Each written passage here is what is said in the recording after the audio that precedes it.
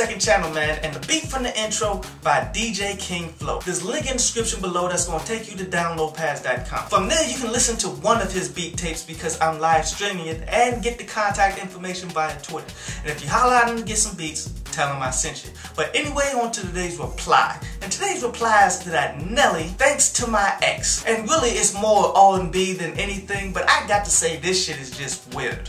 So, you just made a love song to this woman that you messing with, dedicated to her ex. See, here's my personal philosophy when it comes to dating. Everything that has to do with your ex, I have nothing to do with, and I don't want to hear that shit. Like, I shut that shit down from the fucking gate because there's too many women out here that once they get with you and then they try to be friends with the ex, there's more than friends, my dude. But yet with this track, it's like Nelly is inviting that conversation, inviting the ex to continue to be a part of their lives, in which I read some of the background work on this shit. Like, this chick that he's dealing with was messing with Floyd Mayweather, in which Floyd Mayweather's upset that he is dating her. And it's funny because it's exactly how dudes be acting when they exes be moving on to somebody else. Like, Floyd is involving himself onto the whole relationship, and he's saying he's mad at Nelly because they were good friends and shit, when Nelly came out with a statement saying,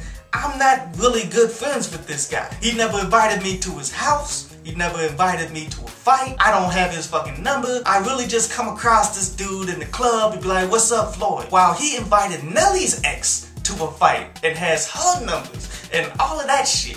So, quite honestly, I think that Nelly is just dealing with this chick out of revenge type shit, in which overall, these are just some shitty relationships if you just sit back and look at it. You gonna date the man's ex because he was flying out your ex to all of his fights and shit? That's bullshit. And overall, I'm not huge on rappers singing R&B love songs and shit, even though Nelly hasn't always been a full-fledged rapper. This one is honestly a pass for anybody out there, dude. But anyway, on to Ask, Download, Pass. And Shane says, it's fucked up how people pick apart the up-and-coming rapper, but yet they want to defend the okay songs from these mainstream rappers, in which he's replying to that Lil Wayne featuring Drake review that I had. And you absolutely right, man, that shit is completely fucked up and is bullshit. Because the up-and-coming rapper that absolutely needs your help, that's absolutely putting out dope songs, they get no fucking love from these people. But yet these guys who's already established that don't need you at all, really, because they already got 100,000 fans, you're going to defend their music to the motherfucking death. Do you guys not see a problem with that? Especially a guy like Drake that sicked his fucking bouncers on fans. Every time I talk about these guys' songs